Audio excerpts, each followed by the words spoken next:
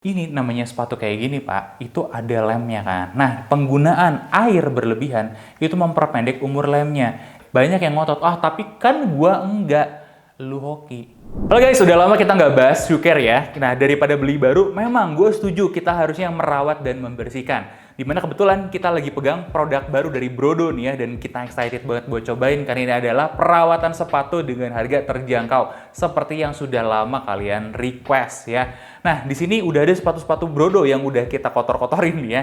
Makanya ini bisa nggak bersihin? Kalau spoiler aja sedikit ya, tadi di mesh atas ini bisa bersih, cuman kalau yang udah penetrate masuk lumpur ini masih belum bisa. Jadi kayak gimana proses pembersihannya? Oke, gue akan bahas sedikit demi sedikit. Pertama, jujur gue nggak akan masuk dari bahan meshnya dulu ya. Gue penasaran banget pengen bersihin knit. Dimana knit ini ada bekas makanan nih ya, mengering di sini. Nah, sisanya debu-debu doang. Nah, step pertama, kalau kalian ketemu bahan knit, itu andalan kalian adalah sikat yang halus kayak gini. Bisa sikat bulu kuda atau sikat nylon yang bener-bener halus, bukan buat sikat kamar mandi ya guys ya. Biar apa? Kita ngerontokin dulu kotoran-kotorannya, debu-debunya dari sini. Toh. Udah, gitu doang. Cepet kan? Nah, habis itu kita mulailah pakai foam cleaner ini. Nah, by the way, tadi dengan digosok sedikit aja, bekas makanannya udah mulai kebuka ya. Kita fokus dulu ke bagian yang paling kotor ya. Udah gitu doang, bekas makanannya udah lepas, sudah hilang. Jadi ini bener-bener safe dan clean banget ya. Finishing touch, kita bersihin semuanya pakai ini. Nah, cukup pakai kain aja ya. Kalian bisa bersihin sole dulu, bisa bersihin upper dulu. Terserah preferensi kalian. Ini bisa buat upper dan bisa buat sole-nya ya. Kalau gue di sini nggak bersihin sampai outsole-nya ya, cuman sampai midsole aja dan upper. Jadi kalian bisa lihat ya. Ini tadi bekas makanannya udah nggak ada. Kita lanjut, versi yang banyak banget kotorannya. Jadi sama stepnya ya, pakai sikat yang halus gini dulu buat ngerontokin debu-debunya. Secepat itu ya. Sayangnya memang sikat ini nggak ada di bonus package-nya ya. Cuman ini gampang banget kalau dicarinya. Habis itu gimana? Sama aja kayak tadi. Kalau nggak ada yang membandel, langsung aja kita ratain. Kayak gini. Udah, gosok deh. Wow, cepat sekali. Ya, untungnya karena upper sepatu ini warnanya hitam ya, jadi nggak susah buat bersihinnya. Kalau warnanya putih memang agak sedikit PR. Udah kurang lebih pump sebanyak tadi itu bisa buat keseluruhan sepatu guys. Nggak usah ditambahin lagi ya. Menurut gue sih ya, ini essential kit yang kita harus punya. Kenapa? Karena nggak mungkin tiap hari kita bolak-balik ke tukang laundry hanya untuk nge-laundry sepatu. Lu bisa habis 30-100 ribu doang sendiri. Kalau kotornya ringan, mendingan sendiri aja bersihinnya gitu. Nah, yang agak susah tuh kayak begini atau yang ini nih ya. Bisa nggak ya kita bersihin? Oke, kita akan coba dulu ya. Kurang lebih stepnya gimana? Sama kayak tadi ya. Kita rontokin dulu kotorannya ya. Adit, tolongin, Dit. Idealnya, sebenarnya kita perlu punya dua macam sikat ya. Sikat yang buat ngebersihin lagi kering, sama sikat buat cuci basahnya. Tapi berhubung gue cuman ada dua sikat yang berbeda di sini ya, gue mau jelasin perbedaannya lagi. Satu sikat gue yang ini adalah nilon ya. Nilon halus memang, tapi kalau untuk upper gue kurang merekomendasikan ya, karena agak kasar. Terutama buat leather dan suede kayak gini, no ya, big no. Mendingan ini buat midsole-nya aja atau outsole. Gitu guys. Yuk kita bersihin. Nah sekarang gue mau dibalik mulai dari sole-nya dulu ya. Ini kalau kotorannya nggak terlalu dalam, nggak perlu sebenarnya sikat banget. Tapi berhubung gue lihat ini agak dalam, kita akan coba pakai sikatnya ya, biar lebih clean. Gak usah terlalu nafsu guys, secukupnya aja. Tuh, udah. Karena kalau terlalu nafsu, tetap aja bakal ngerusak ke bagian midsole kalian. Bisa dilihat ya, ini yang udah bersih, ini yang masih kotor. Oke, kita lanjut finishing. Pertanyaannya, kenapa sih harus dibersihin? Karena umur material apapun ya, yang sering nempel sama kotoran, itu pasti jadinya lebih pendek. Jadi kalau kalian mau ngerawat sepatu, minimal banget itu bisa ngebersihin. Dan ngebersihin sendiri itu adalah bagian dari life skill sih. Kalau menurut gue sama aja kayak kalian bisa nyuci baju gitu. Karena ini kan pakaian juga. Midsole udah bersih, tinggal uppernya ya. Oke, PR-nya nih, uppernya nih.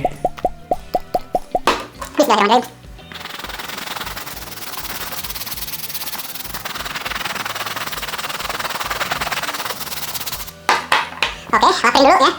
Yang terpenting biar cukup bersih dulu aja. Kotorannya kita luruhkan dulu ya. Nanti detail-detail nyusul di belakang. Sama bagian dalam juga gitu. Bagian dalam guys, ini ternyata lebih bisa hilang ya daripada bagian uppernya.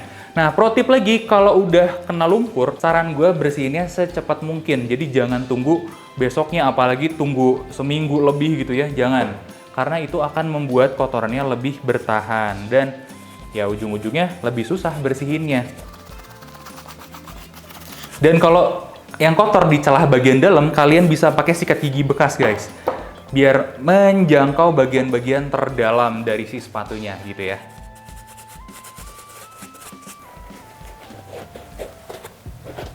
So, itu dia. Bagian dalam ini udah cukup bersih ya. Izinkan gue buat finishing beberapa saat lagi sambil gue finishing juga bagian depan.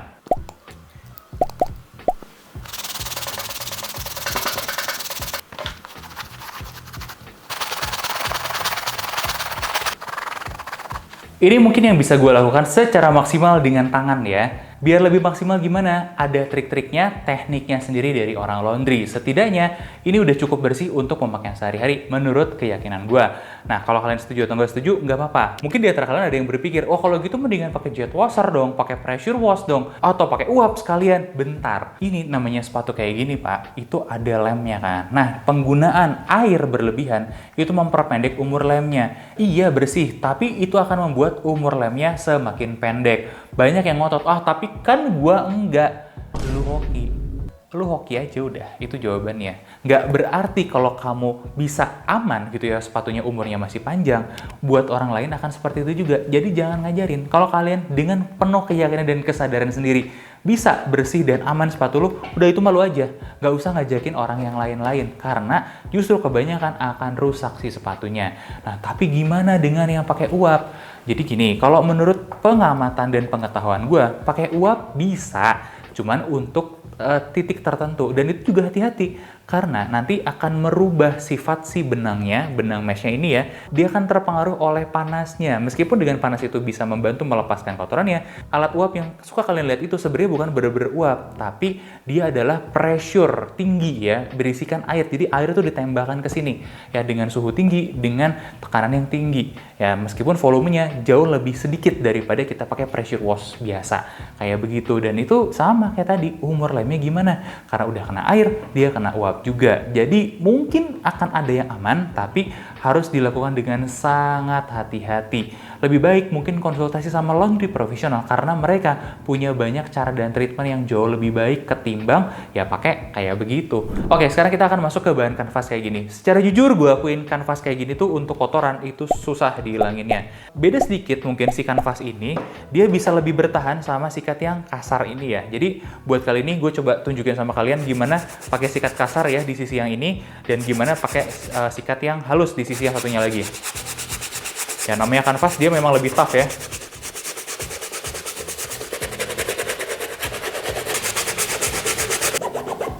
Oke guys, kayak begini ya. Jadi lumayan agak berkurang, tapi memang masih ada bekas-bekasnya karena kalau tanah itu kan nyerapnya udah deep banget. Nah sekarang PR kita adalah gimana caranya biar penetrasinya lebih bagus ya si cleanernya ya, dengan cara kayak gini pakai jari. Nah terus kenapa sih cleanernya harus ini? Apa nggak ada yang lebih kuat lagi bersihinnya? Yang lebih kuat mungkin banyak, tapi yang lebih aman ke kulit itu nggak banyak. Nah kalau cleanernya dari Brodo ini itu udah gua uji coba ke berbagai macam bahan.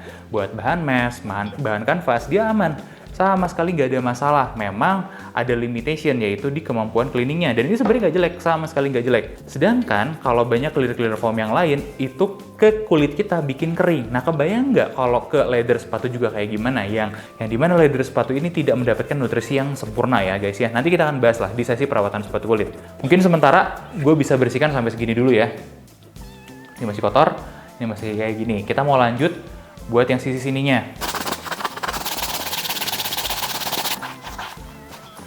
Kalau dibilang tingkat kebersihan, bagusan yang pakai sikat lebih kasar ya, yang nilon ya. Ini nyikatnya tapi lebih effortless. Jadi kayak gitu guys perbedaannya. Nah kalau ada bahan leather kayak gini di belakang, itu juga cukup dipakein ini doang ya, microfiber. Ada yang satu nih yang belum, pertanyaannya adalah tali gimana bersihinnya, karena dari tadi kita belum bersihin tali. Sebenarnya gini, cara bersihin tali itu lebih gampang, kita lepasin dulu semua. Nah, kita rendam di wadah air, misalnya kayak di gayung ya, kasih aja cleaner yang ini. Ya, kita masukin, campurin dengan air, kemudian rendam, gosok-gosok aja terus, nanti kayak begitu. Kalau tali sepatu direndam, nggak apa-apa guys. Oke, gue lanjutin dulu ya, biar maksimal bersihinnya.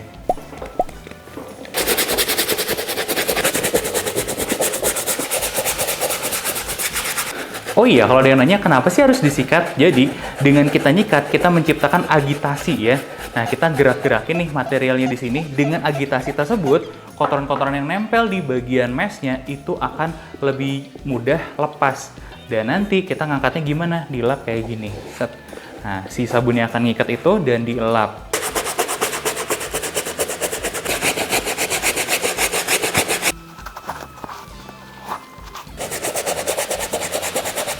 Guys, tiba-tiba gue merasa seperti dokter di sinetron. Maaf Pak, kami sudah berusaha semaksimal mungkin. Gue sudah berusaha yang terbaik, tapi ya hasilnya masih tetap kayak gini ya.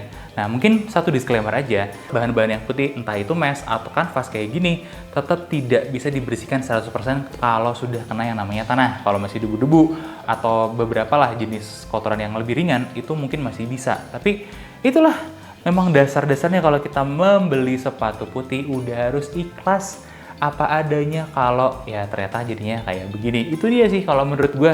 Tapi misalnya kalian pakai warna hitam atau warna-warna lain, nggak usah khawatir karena kalian bisa lihat sendiri hasilnya bener-bener top chair banget. Ya midsole putih juga bagus sih.